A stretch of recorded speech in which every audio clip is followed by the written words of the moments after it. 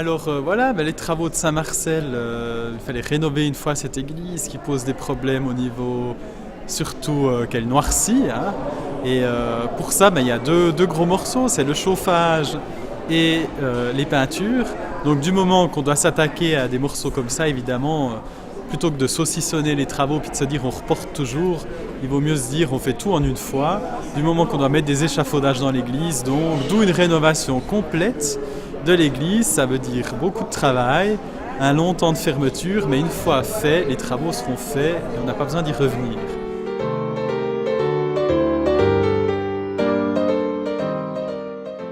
On voit aussi ici maintenant le travail qui a été fait, c'est-à-dire qu'on a tout enlevé, les anciens colmatages des fissures. Et puis on se retrouve avec ces fissures qu'il faudra recolmater, donc ouvrir encore plus, mettre du plâtre, mettre des filets et puis plâtrer.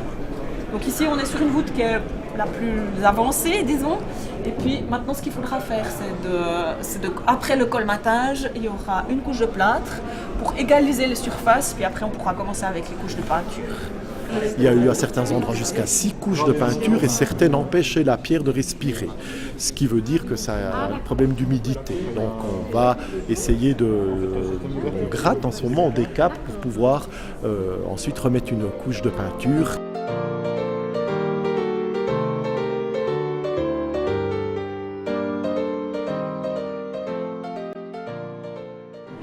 Donc tout ce qui est l'intérieur aussi de ces... Tout ce qui est décor, les corniches aussi, tout ça, ça vient juste nettoyer et repeint. Ah ouais, c'était le moment qu'il fasse quelque chose, notamment pour le chauffage et surtout pour les sièges.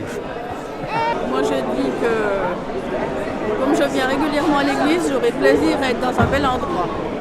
L'espace aussi, la nef, puisque le chœur est agrandi, on va enlever quelques bancs devant, ce qui nous laissera un bel espace aussi, ne serait-ce que pour les funérailles, et également pour les messes avec des familles, où on pourra rassembler les enfants pour qu'ils puissent participer davantage à la liturgie. Alors voici la présentation du nouveau mobilier liturgique de l'église Saint-Marcel de Delémont. L'élément principal qui est ici devant en fait, représente l'aspect final au niveau des dimensions de cet nouvel autel. Pour un petit peu vous expliquer la démarche de la construction de cet autel, en fait il est composé à la base d'un socle en marbre blanc sur lequel est estampée la croix de Jérusalem. Par la suite, vient s'ajouter un cube en verre polymate blanc qui sera donc rétroéclairé de l'intérieur. Et sur l'aspect final, donc, nous avons cette cube aussi qui vient finaliser l'assemblage de cet autel.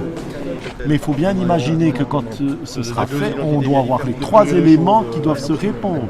L'autel, l'ambon et la présidence. Donc c'est ça qui doit habiter le cœur. C'est pas de se dire s'il n'y a que l'autel.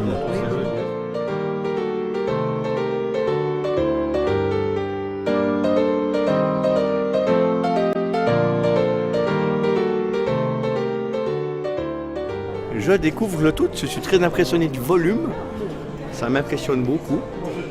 Et puis je m'attends à voir les étapes l'une après les autres. Mais bien. Parce que y a des morceaux de peinture qui de temps en temps se décollent et puis tombent pendant les Eucharisties.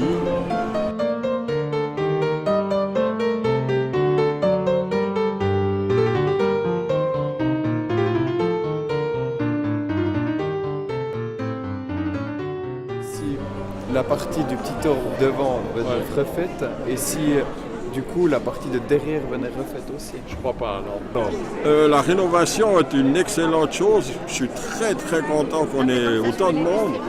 Et ça me réjouit de voir qu'il y a autant d'intérêt de nos paroissiens.